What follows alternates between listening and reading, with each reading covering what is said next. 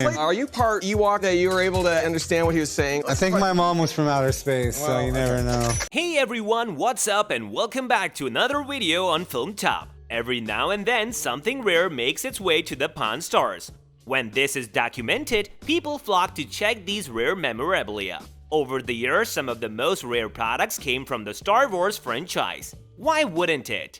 The show has one of the biggest fan base around the world. Here are the rarest Star Wars items on Pawn Stars. But before we begin, make sure you subscribe to our channel and hit that bell icon so that you don't miss out on any of our upcoming videos. Alright, now let's begin. Number 5. Wicket the Ewok Telephone. That was the little creature in Return of the Jedi, and they battled the stormtroopers. Wasn't the popular one named like Wicket? Yes, or something like that? and actually, I think this is Wicket. The Ewoks were one of the most entertaining creatures or characters in the Star Wars franchise. Kenner Products held the exclusive license for manufacturing Star Wars toys around the world. The toys were fairly successful, so in 1984 they manufactured the Ewok telephone toys. Brian, who was a Star Wars fanatic, held the toy in its original packaging. Initially, he wanted to get $175 for the toy. That is what he asked for to start the negotiation. At the other end, he received an offer of $75. After a little haggling, the final settlement was for $95 and everyone was happy. Number 4. The Star Wars Comic. My dad gave this to me, and he's hoping that it'll pay for my dress for my wedding. Star Wars, Battle on the Death Star. Marvel was included in the Star Wars franchise for a little time. From 1977 to 1986, they published Star Wars comics with Lucasfilm, but a mere comic could not be worth as much, right? So Lindsay walks in with a Star Wars comic signed by Carrie Fisher, Henry Ford, and Mark Hamill.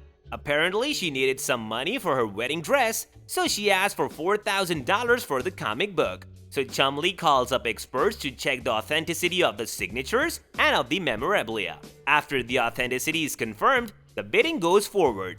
While the experts suggested $3,000 for the comic, Chumlee brings the asking price down to $3,500, but he goes out to offer $1,500. However, the deal is not confirmed when Chumlee is unable to convince Lindsay to sell. Number 3. Boba Fett Toy. Rarest, most significant Star Wars prototype in the world. Boba Fett was introduced as a supporting character in the show, but gained so much fame that he was eventually given his own series. Of course, the tragic backstory of the character and his reputation as a bounty hunter attracted the audience. In 1979, Kenner Products decided to experiment with a Boba Fett action figure. The figure not only looked great, but even held a gun that could shoot retractable shots. However, this soon looked to be a choking hazard for children, therefore it never went into a mass production. So when Robert walked in with a prototype, he knew what it was worth. He asked for $150,000 for the toy. But when the negotiation started, he was offered only $100,000 for it. This was a deal breaker, given the rarity of the toy, and Robert realized it. So he walked out without selling the action figure at all. Number 2. Screen Props. This is a resin blaster. It was used by stormtroopers in Empire Strikes Back and Return of the Jedi. Sweet.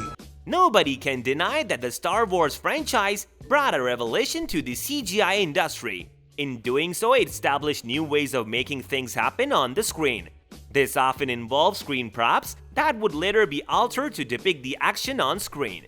On an episode of Pawn Stars, screen used props from The Empire Strikes Back and Return of the Jedi made an appearance. Given the significance of the props, the seller asked for $80,000 for the props, but Rick offered $50,000 in return. Obviously, the deal did not go through with such a low offer. Number 1. Leia Action Figure. What do you mean an action figure of a hologram? Because a hologram doesn't exist. Well, tell that to Tupac, because they had him on stage at Coachella. Princess Leia and her iconic hairstyle are without a doubt one of the biggest signatures of the Star Wars franchise. To top it all off, the legendary Carrie Fisher played the role of the character and added charm to the show. The character itself had plenty of sway in the series, with Leia being one of the power women of the series. She was the daughter of Anakin Skywalker and the sister of Luke Skywalker. So you can already imagine how much a Princess Leia action figure would be worth.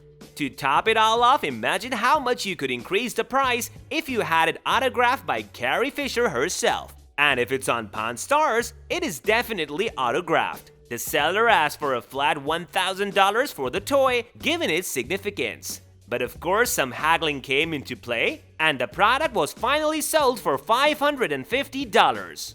Well, this brings us to the end of our video. Hope you guys enjoyed it. If you haven't liked the video yet, so it's never too late. Give it a thumbs up, people. We will see you soon in another video. Until then, take care and goodbye.